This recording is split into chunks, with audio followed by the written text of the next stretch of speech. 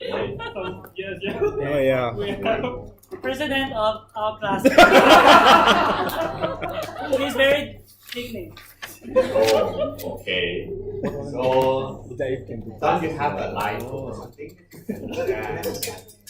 we have Every student? We shared already before.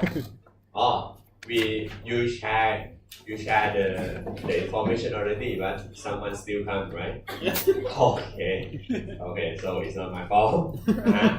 And actually, because last week there is a holiday, right? On Tuesday, so we are going to have a class I think next Monday, right? So next week we are going to have the classes on Monday evening and Tuesday evening. Okay, and today we are going to continue with lecture 1, and I'm thinking that maybe I will tell you about the assignment maybe before the break or something like that. Okay, so that we have more students, okay, to know about that assignment. And okay, I think last time I ended the lecture at this slide, right? Have I told you about commercial banking and investment banking? Yes. Okay. And what about primary and secondary market? Oh, the next slide. Okay, so I have already talked about derivative, right? Okay. So you know the differences between fixed income, equity, and derivatives. And today, so just to sum up what we have learned last time, I think this slide also can sum all the things that we learned. Okay, last time we learned about the business organization. Okay, about the types of the business organization. We know about the difference between sole proprietorship, partnership, and corporation. Okay, we have also discussed about the advantages and disadvantages of each business type. Okay, and last time we also know what is the fixed income and what is the equity. Okay, now I think in this slide is the summary of all the instruments that you can have. Okay, in terms that if you want to have the capital from someone that are in the equity type, then this is the category of the funding that you can get. Okay, now so basically if you start your own business, you are going to start with the insider finance, right? Maybe your own capitals, maybe from your friends, from your relatives. Okay, but then if the project looks very well, okay, and looks to be successful in the future and looks to be able to grow, okay, so sometimes you can get the funding from angel finance. Okay, do you know who is angel finance? What? Venture capital? No, venture capital is here. Okay, what about angel finance? Someone maybe such as friend or family or somebody who can support as a seed money. I would like to say that the angel finance may be defined as someone that are really wealthy, okay, that have a lot of capital to spend, okay, and that someone feel interested in your project, okay, and if you would like to get the finance from the angel, okay, the angel, someone that maybe come from the sky and give you the money, something like that, okay, but you have to make presentation, you have to prove that your ideas, your products or your services can be successful in the future, okay, and if you can prove it, then you can get the funding from angel finance. Okay, and most of the time, angel finance is someone that you will get funding before venture capital. Okay, because if you get the funding from venture capital, it's something that you may have to provide a lot of conditions to venture capital. Okay, why? Because venture capital is a fund. Okay, venture capital is a fund, and that fund collect all the money from investors. Okay, and investor can be university endowment fund, can be pension fund, can be hedge fund, or can be any kind of fund that would like to invest in a startup company. Okay, but instead of directly investing in a startup, most investors may prefer to invest the money in the fund that is called venture capital. Okay, because the fund will have the fund managers that are specialized in selecting the startup.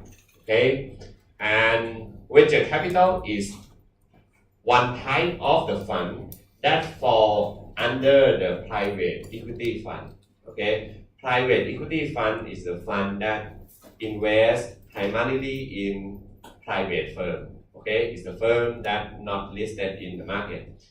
Okay, so if you invest in a startup, it's also a private firm. But if you just focus on only startup, then that would be called venture capital. Okay, not private equity.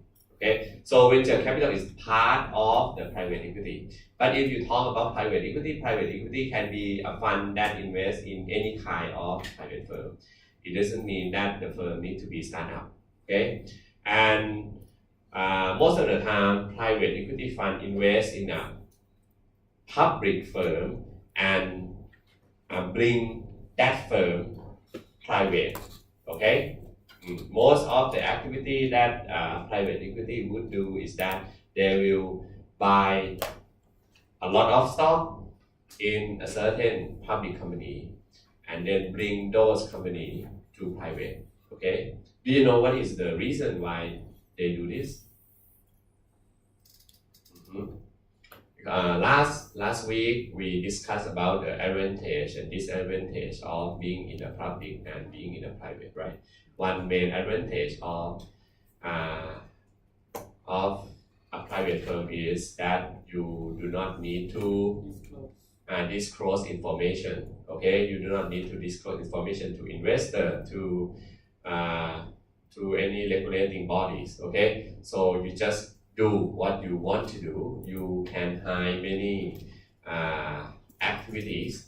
Okay, so you do not need to care about the stock price because there will be no more stock price that you can observe. Okay, so there are many good things from bringing the firm to private. Okay, because I think last month or 2 months ago, you may hear that Elon Musk would like to bring Tesla out of the market, right? Okay, and the reason that Elon Musk says that they don't want he doesn't want the employee to see the stock price going down. Okay, because he thinks that having the stock price going down may interrupt the activities of the employees in his factory, something like that. Okay, so he just would like to take it out. But anyway, one main thing that Elon Musk made it wrong is that Elon Musk announced this from the Twitter account. Okay, it's not the formal channel that you need to announce to investor. Okay, so and when you announce it, just like you want to type something and then you type, you know. And when everyone found out that Elon Musk haven't even prepared for doing the private equity, okay, and the deal does not really exist. Okay, so that's why Elon Musk get punished by the SEC. Okay, and that is something that we are going to study afterward today, because today we are going to talk about corporate governance. Okay, but apart from the equity type, okay, you can also get the fixed income type of funding. Okay, because if you are a very small company, the best you can get is the short-term loan. Okay, and sometimes you may get the trade credit. What is the trade credit? Trade credit is the funding that you get from whom? Yeah, from suppliers. Okay, maybe that if you buy some raw material from your supplier and then you say to some, or you have some agreement with the supplier that okay, I am not going to pay you all the cost today, but I will pay you maybe 15 days from now or 30 days from now after I can sell all the product that I produce, something like that. Okay. But actually, if you have this trade credit, I have to say that the trade credit has a very high cost to the firm. Okay, because most of the trade credit will come as the price that you can pay will normally be you will normally have two prices. Okay, if you pay today, you get discount price. If you pay later, you have to pay a full price. Okay, and the difference between discounted price and full price can be considered as the interest cost. Okay, and for example, if as your supplier say that okay, if you order the raw material for me today, and if you pay with cash, I am going to discount you maybe 10%. Okay, but if you pay later, maybe 1 month later, you have to pay in full. Okay, so in other words, it means that you have the interest cost of around 10% per month. Okay, 10% per month. That is the cost of that trade credit. Or it is the 120% per year. Okay, so that cost is really high compared to the interest cost that you have to pay the bank. Okay, because if you get funding from the bank, maybe you have to pay interest of around 10%, not 20%. But trade credit, the cost is mostly around 20% or 30%. Okay. Now, and if you are a larger firm, then you can get the long-term, intermediate term, and if you are corporate, then the best you can get is that you can get commercial paper and corporate bond. Okay, and last week we have already discussed about the corporate bond. The benefit of the corporate bond is that you get a low cost of funding. Okay, because you get the funding from retail investor, from institutional investor, from many kind of investor. But anyway, because you have already disclosed a lot of information, so you can get maybe a low interest rate. Okay, and another benefit that you can get from corporate bond is that each period you only pay interest. Okay, you do not need to pay principal of the loan. Okay, the principal of the loan will be paid in full at maturity of the bond. Okay, and then this gives a lot of benefit to the firm because the firm will get a lot of cash flow to do on a regular basis. Okay, the firm do not need to prepare some cash just to pay a lot of amount to the borrow money that the firm have. Okay, so and here I also have some factor that I leave in there. Okay, the 3 box here, the 3 box that I have it here. Okay, I just would like to say that firms will grow from sole proprietorship to corporation will mostly depend on 3 dimensions. Okay, it will depend on size, or on age, and on information. Okay, these are the 3 main factors or dimensions that will mostly represent the characteristic of the firm. Okay, sole proprietorship are mostly small firm, young age, and do not need to disclose a lot of information. Okay, but if you are corporate, mostly it is a very large firm, maybe longer age, maybe 10 years or 20 years old, and then you have to disclose a lot of information. Okay, so this is all that we have learned last time. Now today, before the break, we are going to cover the content in corporate governance. Okay, I would like you to know some aspect of the corporate governance. Okay, and when we say the term corporate governance, can you guess that what is the mechanism that we need to build up in order to have the corporate governance, or maybe a sound corporate governance for the firm? What is the kind of the mechanism that we set it up to make sure that firm will have a sound corporate governance? Can you guess?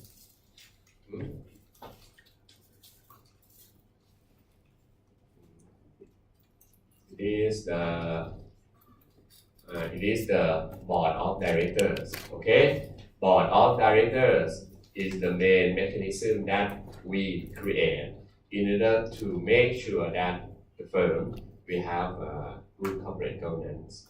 Okay, so when we talk about corporate governance, and if you search it in Google or maybe in some academic paper, you will mostly see about what is going to be the characteristic of the board, who is the appropriate person that representing the board, what is the composition of the board, what is the size of the board, what is the certificate that the board need to have, or something like that. Okay, and just to make sure that the firm will be in a good management.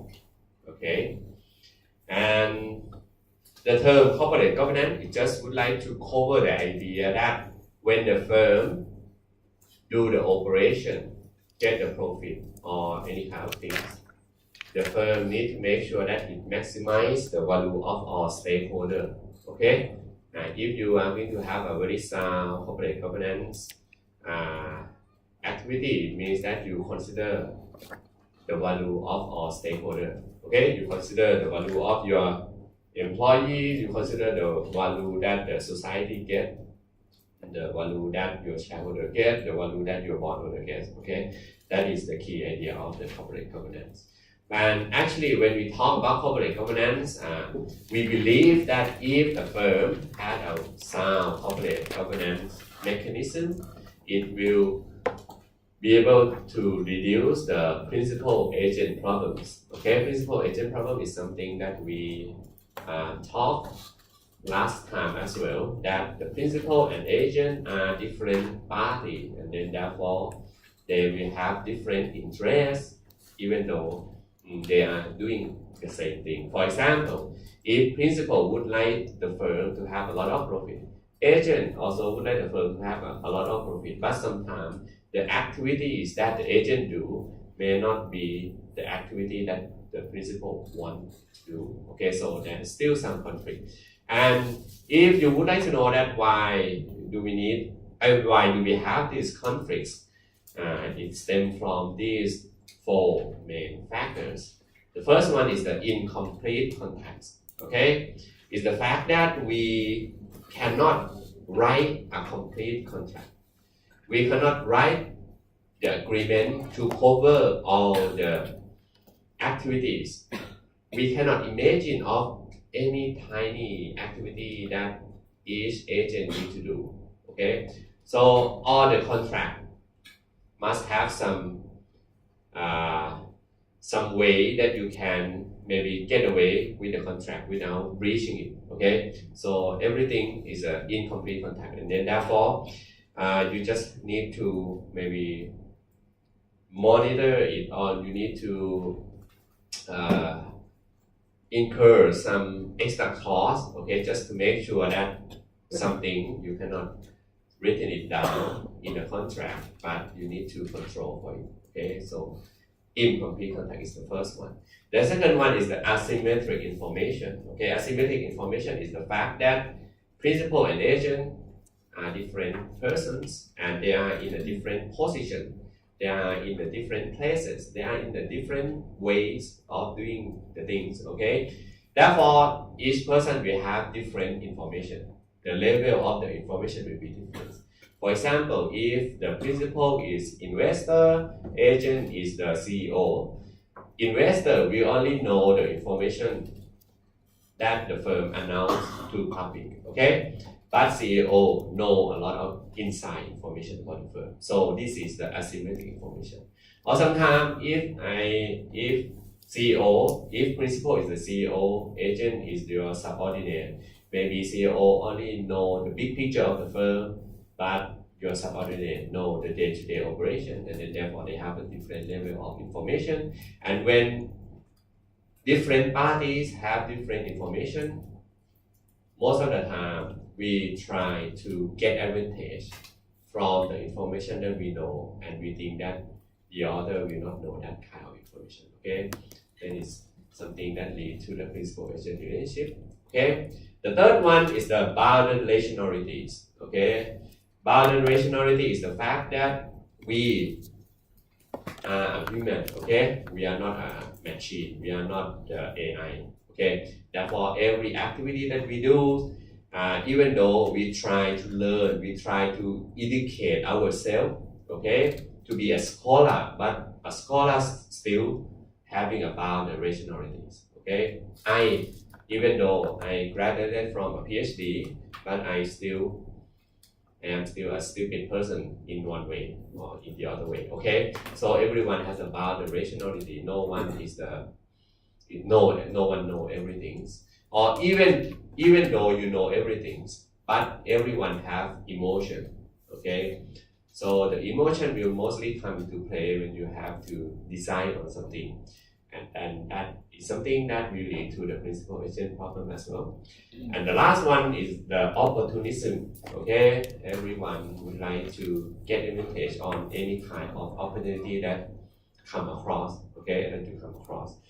So for example, sometimes maybe you just would like to do something even though it's just something that you think no one knows, but you still do it, even though you know it's not in a good moral way or something like that, okay? And when we have the principal agent problem, there are two main outcomes that we normally have. The first one is the adverse selection. Okay, can you guess what is the adverse selection?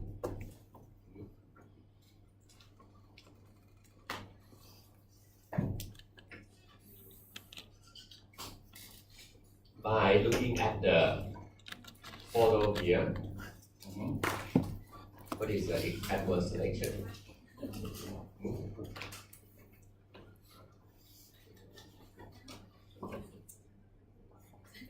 Adverse selection comes from the fact that we have asymmetric information and we also have incomplete contact. Therefore, there may be someone that can do something that leads to this kind of outcome. What is the meaning of adverse selection? Can you tell me?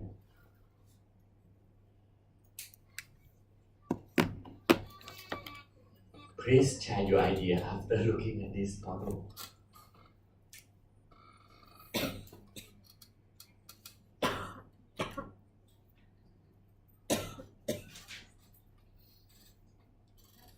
Is it when somebody makes a poor decision based on lack of information or poor information?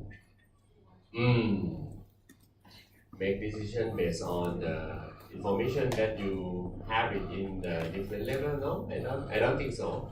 In this slide, I have the Obamacare, okay, and under the Obamacare, it says that there is a risk pool. It's a pool that you try to have some kind of risk sharing. Okay. What is the risk sharing that Obamacare create? Is the sharing that the wealthy person will have to pay a lot of tax, okay, and most of the tax will be used to pay the cost of medical expense, right? And the cost of medical expense is that we provide this kind of social welfare to maybe everyone in the country, something like that.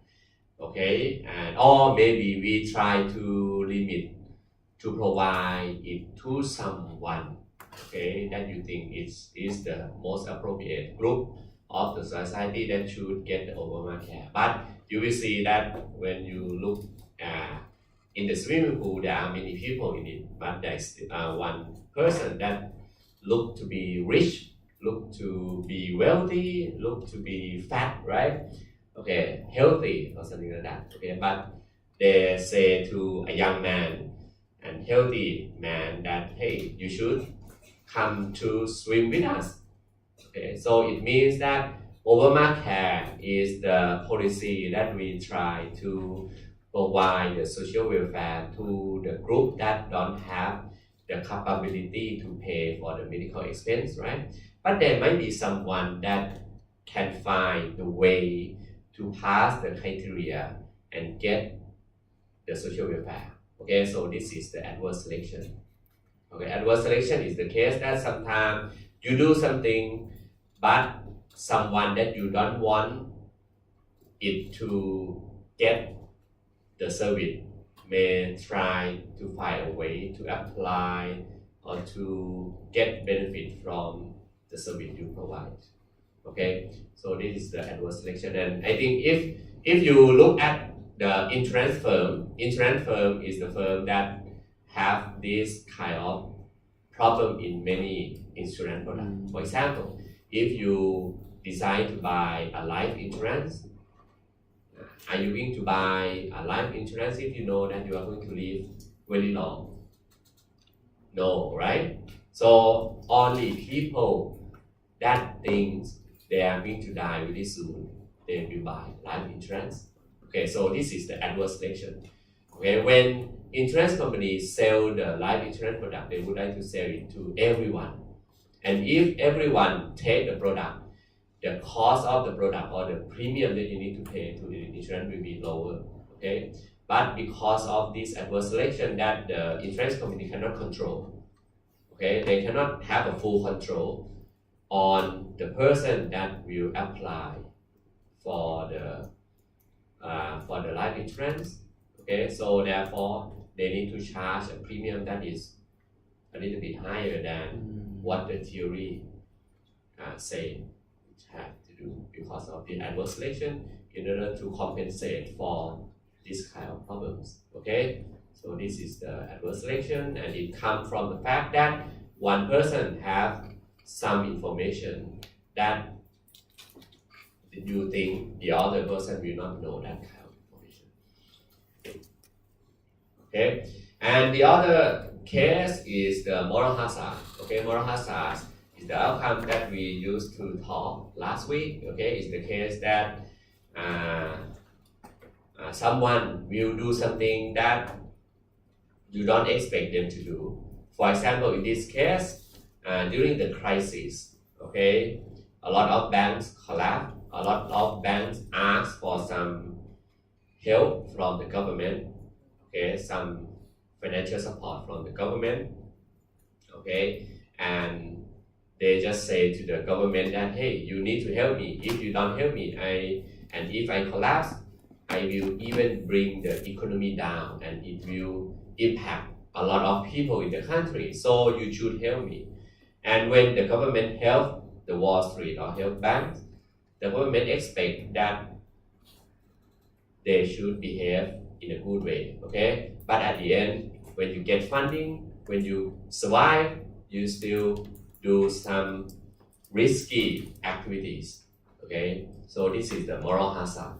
Okay, so if we compare this kind of problem with the insurance, sometimes before you buy a life insurance, you think that you are going to live long. Okay, before I buy.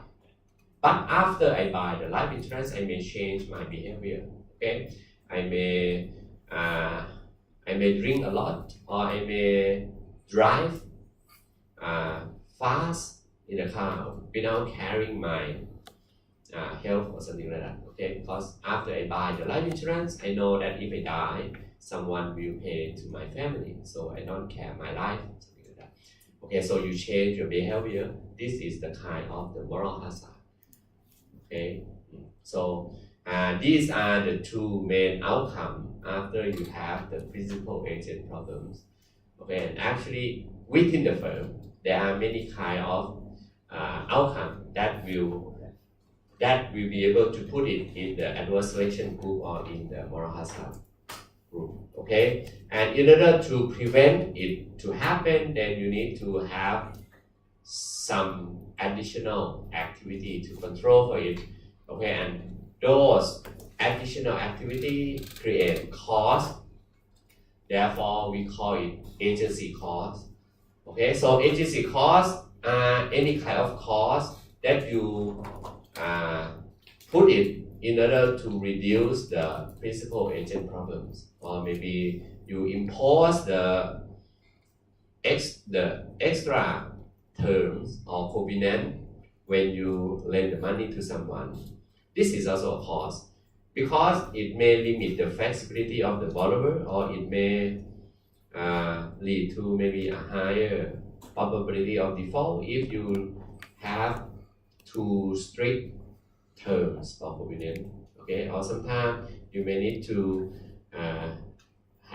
incur the cost of litigation, or you incur the cost just maybe to solve some problem with your employees. Okay, so all the costs that come from the principal agency problem, we call it agency costs. Now, therefore, in a firm, we would like to reduce this principal agent problem. We don't want adverse selection. We don't want moral hazard to happen in our firm. Therefore, corporate governance say that you need to set up some kind of the mechanism to reduce it, and then that is normally be the board of directors. Okay, because we assume that the board of directors is the representative of the shareholders. Okay, shareholders set up the board of directors to monitor the activities of the CEO. Okay, therefore, when we have the director, we need to make sure that the directors will oversee the firm in such a way that the CEO, the management team will maximize the value of all stakeholders. Okay, so that the firm will get a sustainable profit in the long terms.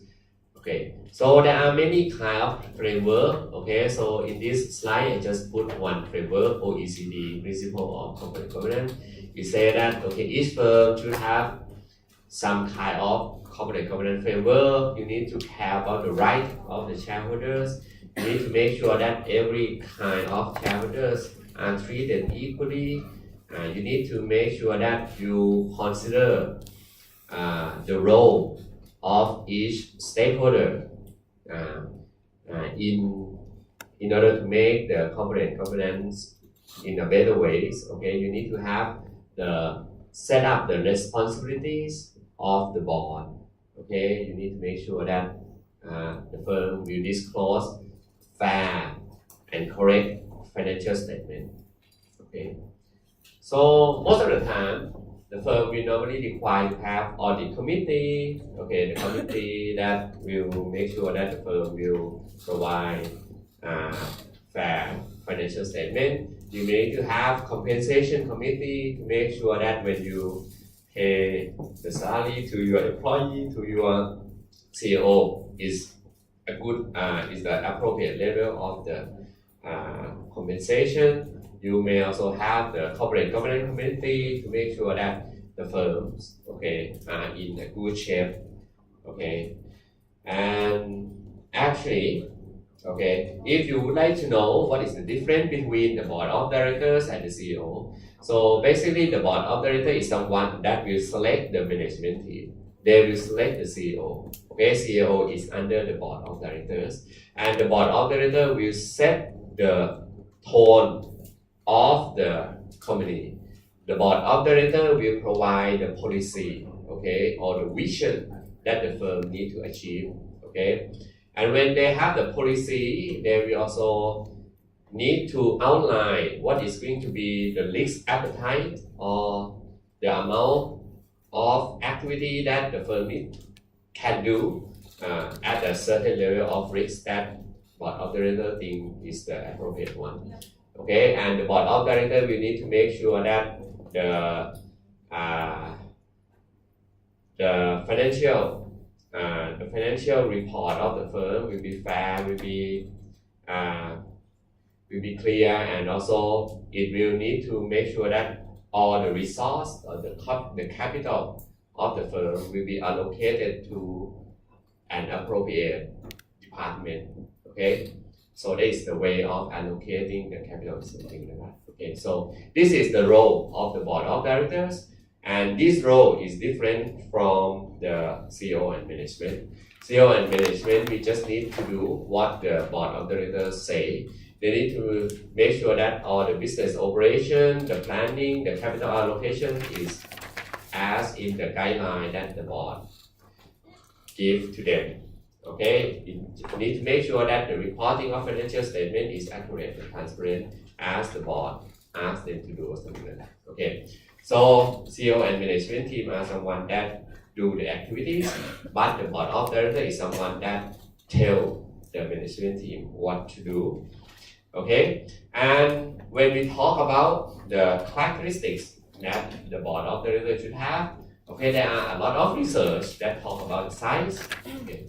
If you have small size, it means that you may have a limited amount of knowledge, okay, knowledge sharing among the board of directors. But if you have a very large size of the board, then it may be that you will have too many opinions, okay, in many things, and therefore sometimes it may not lead to a consensus or to some agreement that the management should do. So in research there is also some kind of academic that would like to find the appropriate size of the board.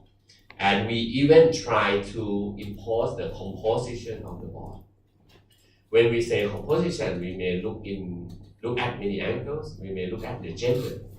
Okay, we need to make sure what is the proportion of female in the board, what is the proportion of male in the board, what is the proportion of black people, or maybe Asian ethnic, or maybe African ethnic in the board. Okay, we try to set that kind of thing just to make sure that, okay, if we have the maybe minority ethnic group of people in the board, we can make sure that the firm will not maybe the firm will not do something bad to that kind of minority group. Okay, so we just try to impose these all characteristics. Okay, we just would like to make sure that all the board members will be graduated from the appropriate degree. Okay, or it may need to be independent, okay, from the firm, in order to do the audit activity that is free from conflict of interest. You may also want to look at the financial statement of the board, okay, because most of the time we don't want the board to have a lot of equity stake in the firm, okay, otherwise it leads to conflict of interest. Or we may look at the relationship of the board with maybe with the main shareholders. Okay, that is some kind of the characteristics that you need to set up. Okay, just to make sure that the board would do what it needs to do. Okay, or even the way that you elect the board committees, or even the time that you allow, or the term that each board members can stay in a position. Okay, so this is just the basics idea of the structure that the company would have. Okay, in the board of directors, okay, we have at least 4 committees. Okay, risk management committee, audit committee, compensation committee, and corporate governance committees. Okay, and apart from that, you have the external auditors. Okay, from Big 4. Okay, you have the regulators. Okay, that also oversee the functioning of the board of directors. Okay, and the board of directors is someone that will oversee the CEO and the management team. Okay, so for example, I think in many countries we have some kind of the organization that is called Institute of Directors. Okay, IOD, Institute of Directors, or some kind of institution that maybe try to set up some qualities or some criteria that the board need to be, okay, or even in Thailand, okay, if you are elected to be a board members in a public firm, you are required to take the course. Okay, it's the requirement. It's a compulsory that you need to take the course from the IOD organization. Okay, about what you should do. It is some kind of the system that we try to make in order to make sure that the board of directors will do what it should do. Okay, so but anyway, apart from having the board, we can also have other mechanism, okay, to make sure that the firm we have a well-defined corporate governance. One way is to set up some union, okay, labor union in the firm in order to make sure that the firm will provide a fair practice, fair environment to maybe to our employees, or maybe you may have some kind of shareholder activism. Shareholder activism is the way that shareholder will try to maybe intervene in some kind of activity of the firm. Okay, shareholder will not just invest and sit back. Okay, shareholder activism is a group of shareholder that will be quite active. Okay, when the firm have the general meeting or something like that. Okay. Or even the threat of takeover is also one way, just to make sure that all the firms in the market will have a very good corporate governance standard. Because if we believe that if any kind of firm has a low level of corporate governance, it may mean that the performance of the firm will drop, something like that. Okay, and if the firm drop stock price drop, and then therefore we hope that someone that see the opportunity, we would like to take over the firm and to bring to set a new mechanism to make the firm get profit, okay, by just changing the corporate governance of the firm. Okay, or you have regulation and you have some kind of NGO or some organization that push the company to have the real balanced corporate governance. And by the way, in terms of the CEO and the employees, okay, and other subordinates, we can also set up some kind of the incentive plans or remuneration package to all the employees that will link the plan with some kind of the stock performance. For example, we can have the ESOP. Okay, ESOP is the Employee Stock Option Plan. Okay, is the plan that will provide stock option to employees. And what is stock option? Stock option is the right that the employee can buy a stock of a firm at a certain price. Okay, so for example, you may set the price to be a little bit higher than the market price. Okay, just to provide the incentive to all the employees that you need to work harder. Because if you work harder, if you work in the right way, stock price go up, and then you will get benefit from having this stock option plan. Because you can buy the stock at a fixed price that we set before, but you can get some profit. Or even CEO, sometimes they get the stock compensation. Okay. Or you have set some KPI to link it with some earning performance that investors look at.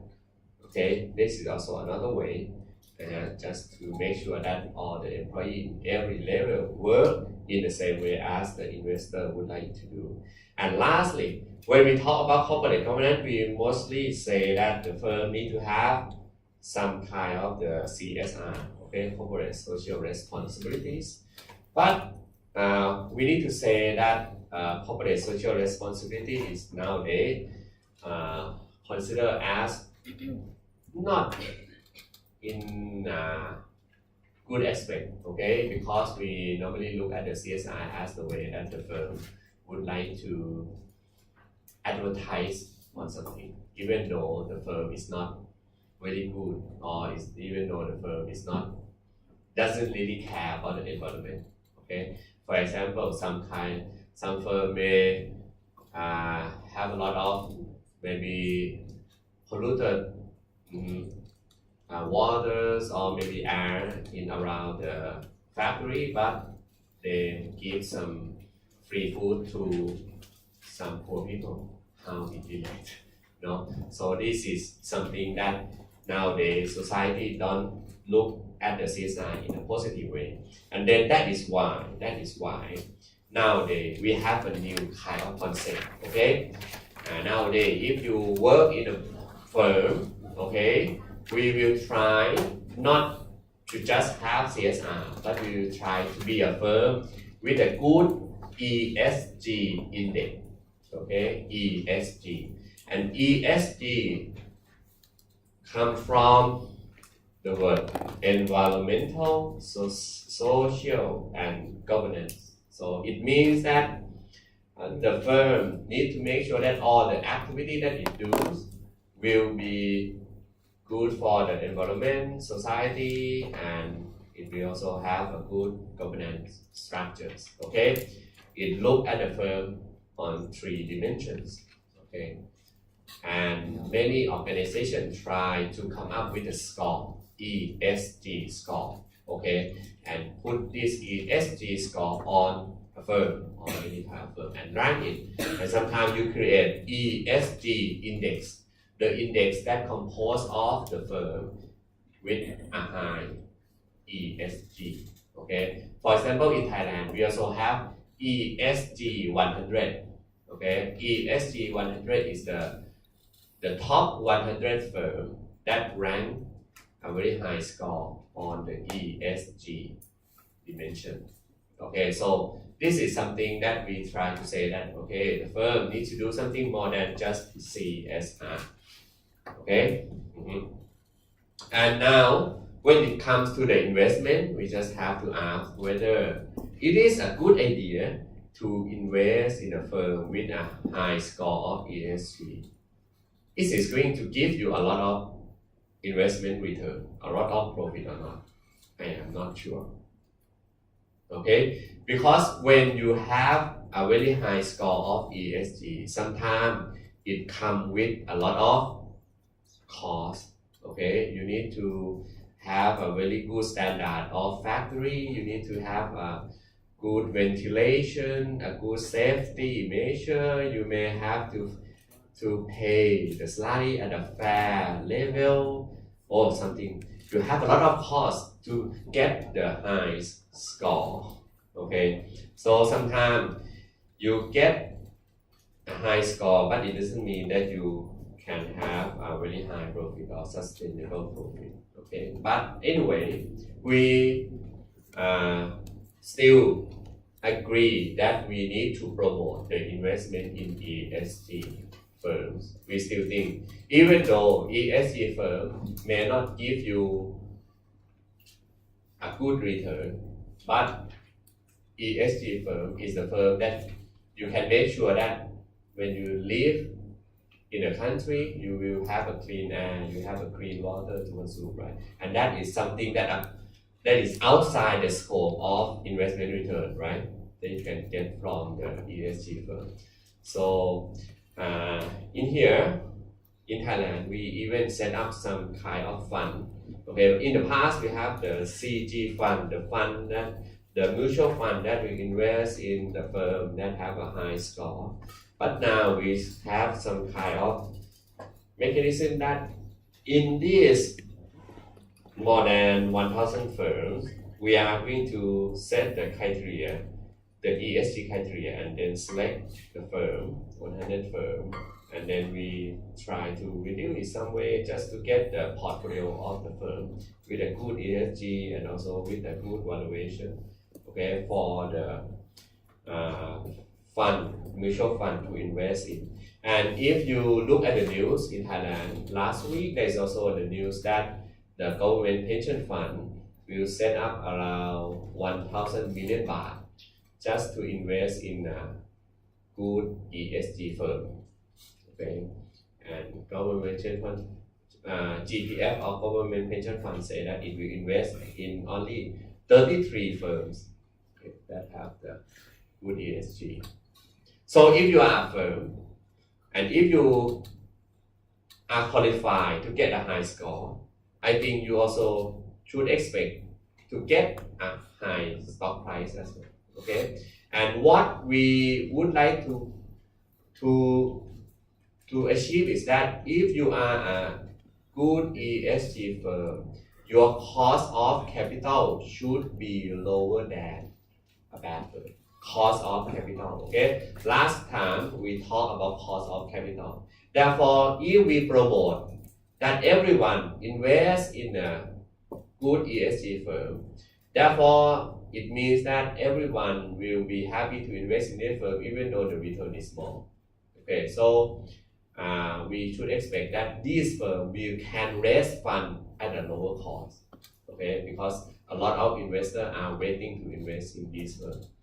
Okay, but anyway, if you look at the performance in this slide, I collect the data from the MSCI's index. Okay, MSCI is the company that create the index that represents a certain way that you want to create. And actually, in this case, they come up with the MSCI World. MSCI World is the index that represents a firm, a global firms that are really in a good standard in some way. And they also have the MSCI World ESG leaders. Okay, and if you look at this index, you will see that ESG leader does not necessarily get a higher return than MSCI World. Okay, the return is lower. When it lost at a higher loss than MSCI World. Okay, so it doesn't mean that ESG firm will get a high performance. Okay, but anyway, at the end we should promote it. Okay, and this is some well-known person in Thailand. Okay, that I think does not understand the corporate governance. Okay, I think most Thai people will know the person on the left. Okay, that is Mr. Gawsak Chainasimisa, and he is one of the main manager in CPO. Okay, is there anyone from CPO? Okay, CPO is the company that do 7-Eleven. Okay, and he is one of the early manager that create the CPO to be as successful as today, and now he is the main, get a very high position in the board of directors. Okay, he is not CEO, he is higher than CEO. Okay, because he is the board of director of CPO. But anyway, in one occasion, he do some insider trading. Okay, because in that year, CPO is planning to buy Macro. Okay, and what he did is that he bought Macro stock before CPO bought it. Okay, so this is the insider trading because you are the board of CPO and then you know what is the price that CPO would buy Macro. Okay, and then he get fined by the SEC. Okay, by 30 million baht. By 30 million baht, I think. Okay, from these wrongdoings. But anyway, at that time, there were some group of mutual fund. Okay, some group of mutual fund manager that say, hey, I am now a shareholder activist. Okay, I am not going to sit back and do nothing. I would like him, okay, to resign from the position. Okay, because you do insider trading. Okay, this is something that you shouldn't do.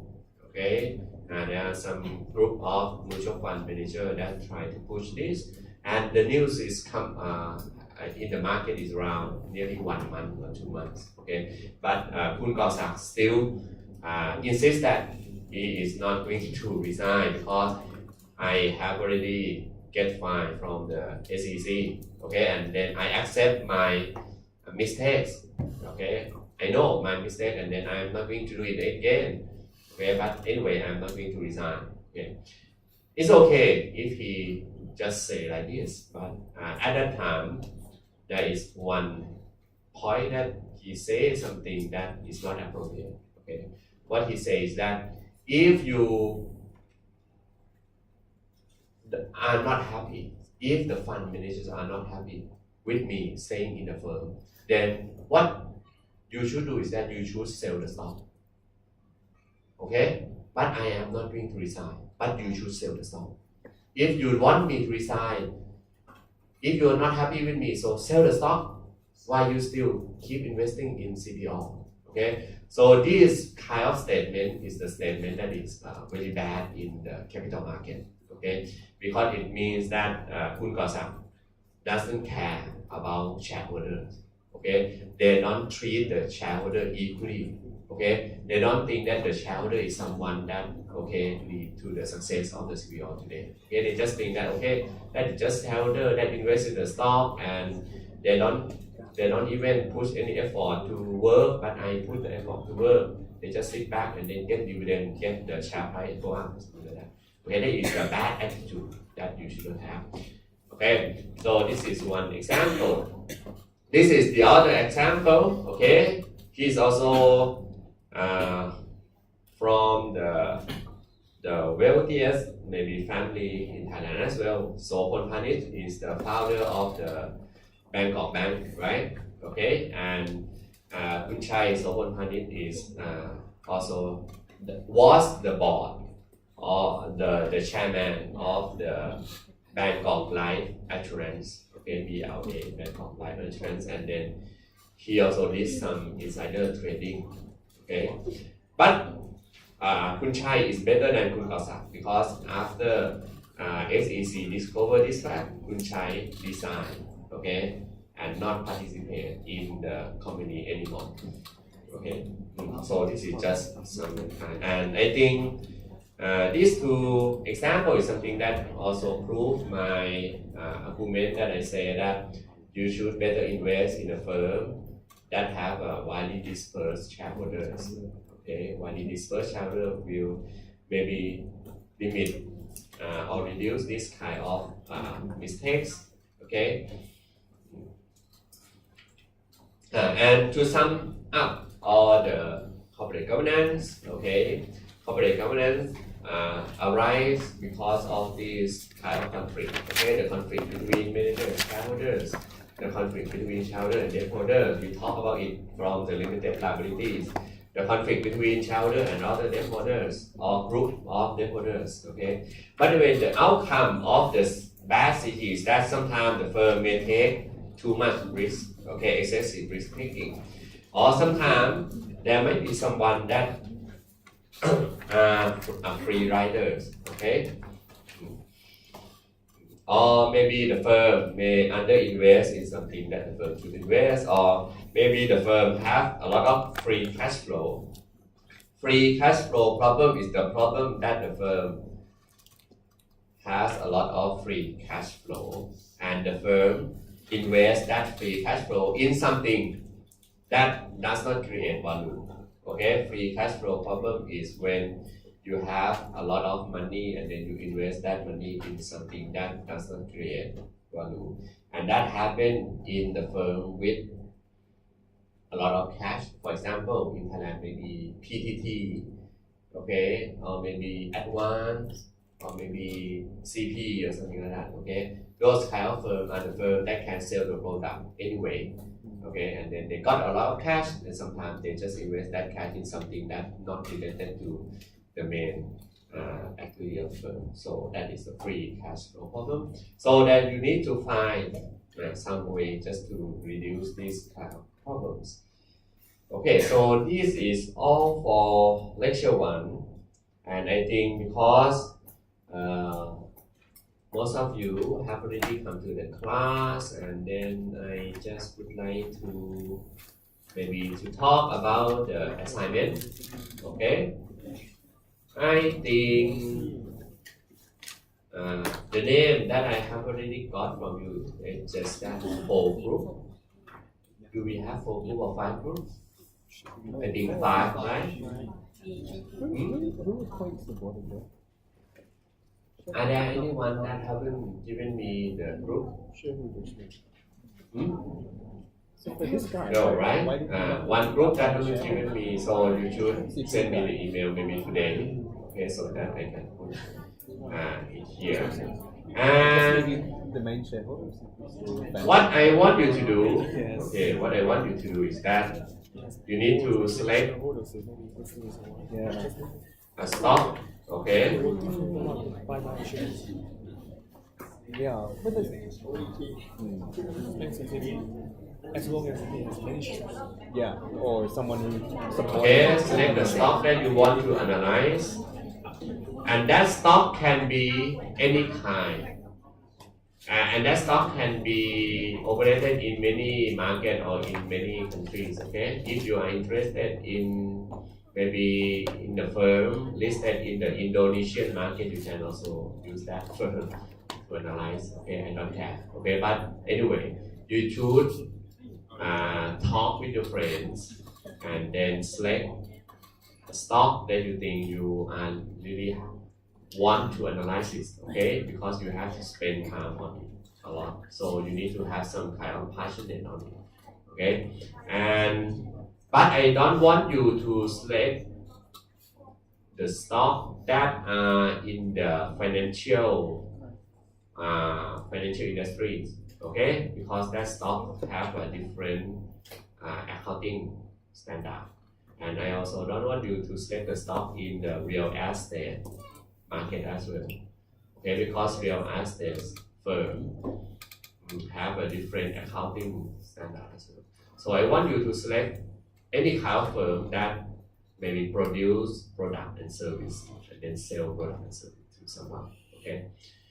And okay, after you select it, you just have to analyze it, okay? And then when you analyze, you have to analyze in many aspects. You may have to analyze the management team. You may want to analyze the CG of that firm. You may want to analyze the business model. You may want to analyze the maybe economic outlook. Okay. It can be anything that you think it is related to what something that you can understand the firm more, and then you can make some kind of forecast, okay, about the firm. But anyway, you also need to analyze the financial performance.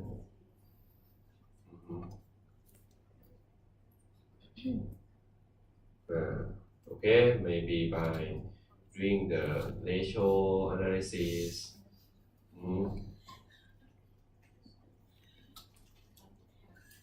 Which is the thing that we are going to learn today.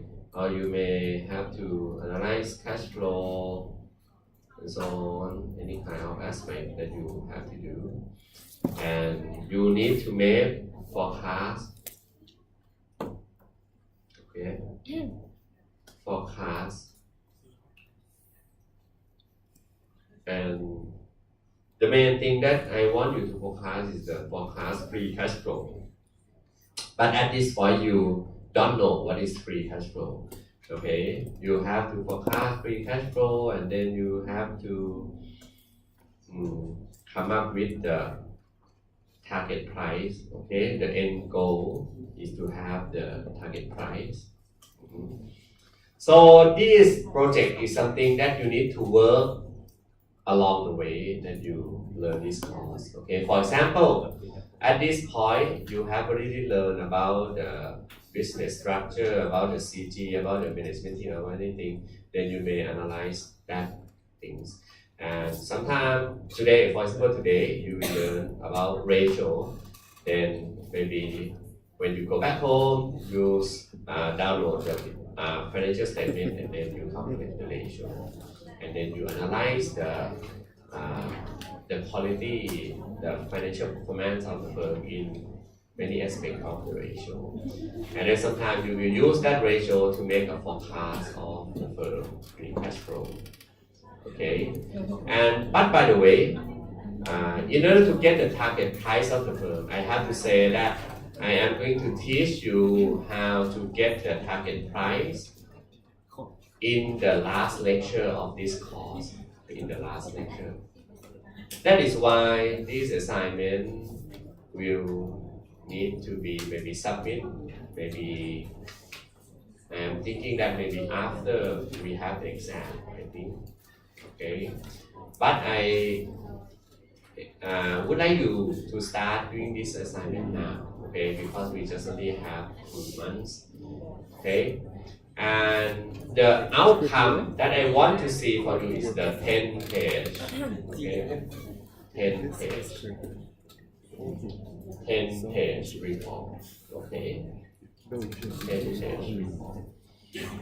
It needs to be just only 10 page, okay? I don't want you to have more page than this, okay? And then you will only put the information that you think is appropriate to put, okay?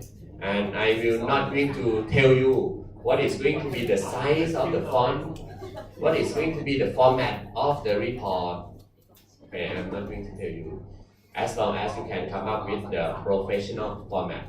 Okay, and if you would like to know what is the format that the report is mostly look like, then you can just search Google. Okay, look what JP Morgan do, look what HSBC do. Page, does it include images and reference?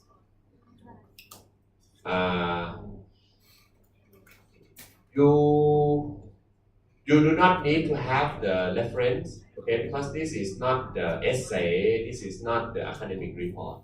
Okay, this is going to be the report for investor to read.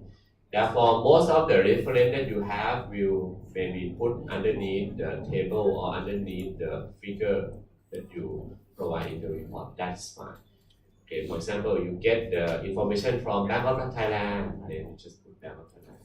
You get the information from IMF, then you just put IMF. That's fine. You do not need to provide a full reference. Okay. And this 10 page does not include the page that you will list all the team members. Okay. So the first page will be, the first page is not a cover page as well. The first page starts with the content right away. Okay, and then I can give you the example. The example of the thing that you need to do.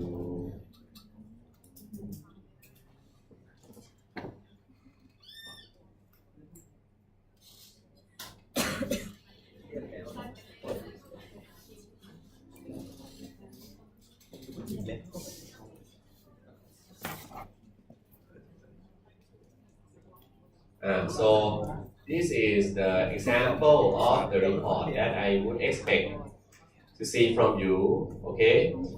And I think each team should come up with your own design, okay? You need to come up with your own design of the report, okay? You can have your own color theme, you know, okay? And then you put it in this kind of the professional format that on the left or on the right you have some kind of the table, graph, figure, something, and then on the right you come up with some structure that okay, this is the my main thesis, that is the valuation summary, okay, the business description, and so on.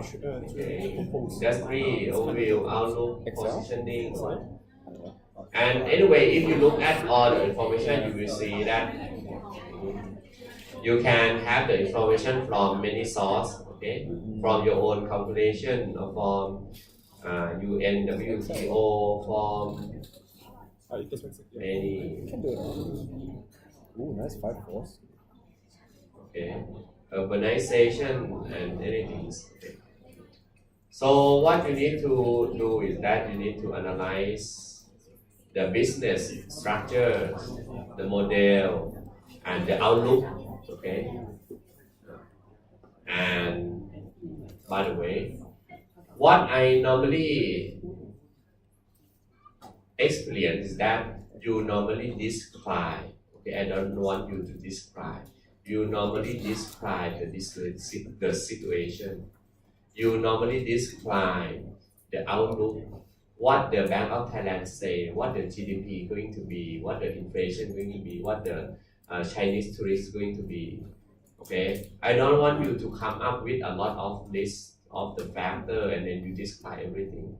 Because if you do that, it's just like you copy the reports. You even though you paraphrase it, but it doesn't match with the stock that you analyze. Okay, so you will only select the information that you think is is a focus that you would like to focus and is the main driver, okay, that will maybe lead the stock to maybe go down or go up, okay? Because at the end you have to recommend buy, sell or hold, okay? You need to recommend buy, sell or hold. And most of the time, the first page is the point. For example, in this example, I have 4 points. 4 points here is the 4 themes that you think will support your buy recommendation. For example, here you have the buy recommendation, and then you buy recommendation because of what factors. So these are the 3 main. This is just like your investment thesis, okay? Okay, your view. That is the main logic idea that you think is going to drive the stock and support your buy recommendation. And then underneath will be the explanation of the business characteristic, of the competition, of the market outlook that support your main theme, okay? So when you write this report, I want you to imagine that you are a director of some kind of maybe movie or something like that, okay? So you need to create a theme for your buy, for your sell, or for your hold recommendation, okay? So even now you have more than 8 or 9 members in the group, and I think you can maybe allocate the work for each person. But if you allocate it, for example, you allocate someone to look at economic data, you allocate someone to look at financial data, you allocate someone to look at management team. But if you do that, and each person come up with his own maybe report, right? And then you combine all the information into the main page. Okay. What I can feel is that is not a good way to do that, because each section will not link together, okay, and it will not support the main theme, okay, because each person will have different theme, okay. So I want you that even though you separate the tasks for each member, but at least you need to have a meeting, okay, and conclude on what the theme you need to do before you write up the report. Okay, and that is why I give a lot of mark or a lot of proportion on this assignment. Is 50%, okay, because it requires a lot of work. Do you have any questions? Okay, and then I want you to select the name of the stock maybe during the break or during lunch, okay, or maybe anyway. I am not going to rush you, okay, but what I can hint you is that maybe you choose select the firm that not too big, okay. For example, if you select minor mint, okay, minor group, okay, do you think that is easy or is difficult to analyze? It's very difficult, okay, because minor group have many business, okay. It has the hotel, it has the lifestyle, it has the food business, and even hotel. It has a hotel in Portugal, in Spain, in Australia, in Bangladesh. Are you going to analyze all those hotels?